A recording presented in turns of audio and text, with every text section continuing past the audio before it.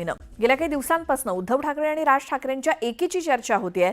उद्धव ठाकरेंनी याबाबत सकारात्मक वक्तव्य केलं। मनसे आणि शिवसेना उबाठाच्या युतीच्या चर्चा राजकीय वर्तुळामध्ये सुरू असतानाच महाविकास आघाडीचं काय होणार असा प्रश्न उपस्थित होतो। अशातच संजय राऊतांनी केलेल्या वक्तव्यामुळे महाविकास आघाडीच्या अस्तित्वावरती प्रश्नचिन्ह निर्माण झालंय।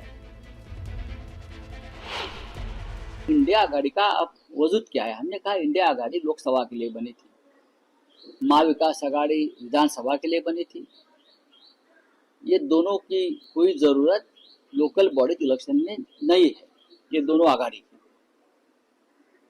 अब लोकल बॉडीज में लोकल इशू होते हैं, शहर के इशू होते हैं, बहुत स्थानिक मुद्दे होते हैं। इसके लिए हमको स्थानिक लोगों पर छोड़ना चाहिए। हमारे पे दबाव है, लोगों की इच्छा है, लोगों की मांग है। अगर मुंबई को बचाना है, मुंबई पे मराठी मानुस का अधिकार हमको रखना है, तो राज ठाकरे और उद्धव ठाकरे जी को एक साथ आकर चुनाव लड़ना होगा। ये लोगों की मानसिकता और दबाव जरूर है। आणखी एक महत्त्वाची बातमी आहे। मुख्यमंत्री देवेंद्र फडणवीस यांनी विधानसभेत महाराष्ट्र विशेष जनसुरक्षा विधेयक मांडलं। यावरती चर्चा झाल्यावर आवाजी मतदानाच्या आधारे हे विधेयक मंजूर करण्यात आलं। देशविरोधी कृत्य करणाऱ्या व्यक्ती अथवा संघटनांना आळा घालण्यासाठी हे विधेयक महत्त्वाचं असल्याचा दावा करतानाच या विधेयकाचा कोणताही दुरुपयोग होणार नाही अशी ग्वाही सरकारनं दिली।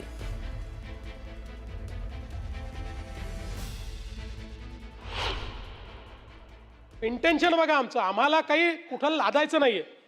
म्हणून मला पुन्हा एकदा लक्षात आणून द्यायचं आहे की कुठलंही आंदोलन करण्याचा अधिकार, सरकारच्या विरुद्ध बोलण्याचा अधिकार, सरकारच्या विरुद्ध एखाद्या कायद्याच्या विरुद्ध बोलण्याचा अधिकार कुठल्याही अधिकारावर याच्यामुळे घाला आलेला नाही।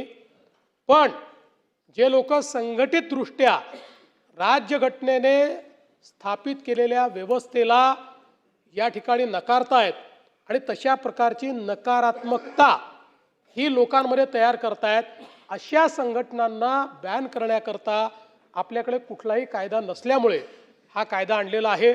मी या सभागृहाला आश्वस्त करतो की या कायद्याचा कुठलाही गैरवापर या ठिकाणी आम्ही होऊ देणार नाही।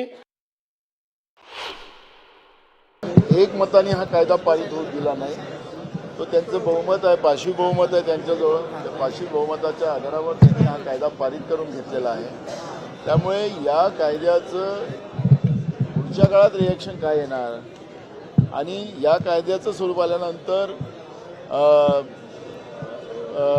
याचा दुरुपयोग होतो काय, या सगळ्या गोष्टीकडे आमचं लक्ष राहणार।